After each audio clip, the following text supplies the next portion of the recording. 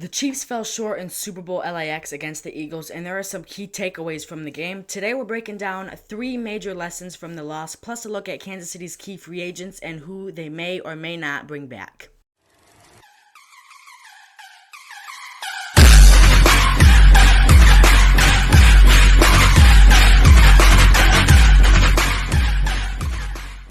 So, number one, championships are defined by pivotal moments, except this time the moment was just too great, too big for Patrick Mahomes and his teammates, and that's okay. No, it's not fun. Yes, you want to win these games, but even the best teams in NFL history lose games. Halfway through the second quarter, the Chiefs were only down 10 points, starting a drive at the 30-yard line.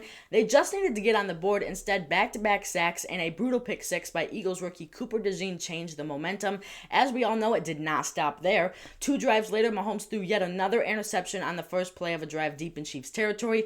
Early in the second half, Kansas City turned the ball over on downs and immediately gave up a touchdown to Devonta Smith.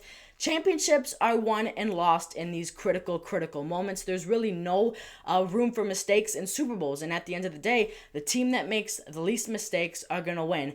And this time, the Chiefs just came up short. Number two, it's hard to win the Super Bowl without a left tackle. And no, it's not Joe Thuney's fault that he struggled in this game. He should have never been put in this position starting at left tackle in the Super Bowl in the first place. And I don't blame Andy Reid for making the call either, but I do blame the front office for putting the team in this position in the first place. This is the second time in 5 seasons that a failure on the offensive line has cost Kansas City a championship. The second time.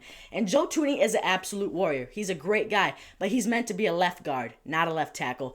The Chiefs have no choice but to roll with him in this game because they completely misjudged the second-round pick Kingsley Suamataia and his readiness for the season. And to make matters worse, right tackle Jawaan Taylor has had his struggles this year as well. So if Kansas City doesn't fix this offensive line problem in the offseason, I'm afraid we could be having the same conversation this time next year. And three, Patrick Mahomes is a human being. Mahomes picked the worst possible time to have the worst game of his career, yes, but the offensive line did not help him at all. He was off from the start, missing throws on the run, staring down his receivers, scrambling into sacks. He was just clearly not himself in this game.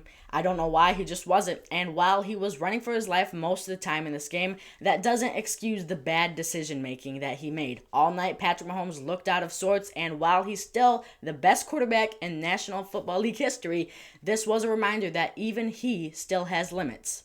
Now let's talk about free agency. The Chiefs have some big decisions to make, and while I can't cover every free agent, here are the most important ones. So right guard Trey Smith is a guy the Chiefs have to prioritize re-signing. With no left tackle and struggles at right tackle, they simply cannot afford to lose one of their best interior offensive linemen. But the problem is he's going to be very expensive, and teams like the Minnesota Vikings and Chicago Bears are going to pay more than Brett Veach and his Chiefs team. Unless some way, somehow, Brett Veach figures out how to pay him all this money. He might. He's a mastermind, but more than likely, they're not going to pay as much as some other offensive line needing teams. So we'll just have to see. Linebacker Nick Bolton has expressed interest in staying, but he's also going to be in command for a huge contract. As much as I'd love to see him return, the Chiefs can't keep everyone. It's a tough call, and I'm not sure he'll be back next season.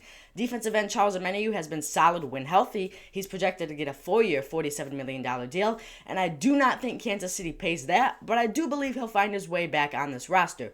Justin Reid has been a fantastic safety for this defense, and Brett Veach should try to keep him at all costs, but again, it's all about the price tag. I would love to see him stay, but I just don't know how we can keep all these guys.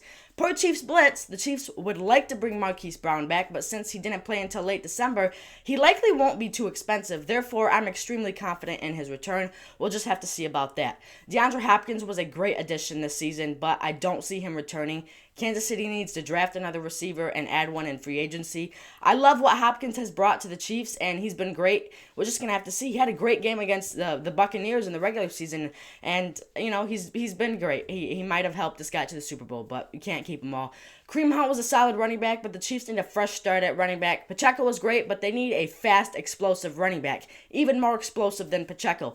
I expect Veach to draft one, but I wouldn't be mad if Kareem Hunt returned. And then Tershawn Wharton and Najee Johnson are two players I think Kansas City also keeps. And as for everyone else, I expect the Chiefs to let them walk. Maybe you bring Carson Wentz back and Matt Araiza. We'll just go from there. But so that's a wrap on today's breakdown. Who should Kansas City prioritize in free agency? Let me know in the comments. Don't forget to like, subscribe, and hit that notification bell for more Chiefs content.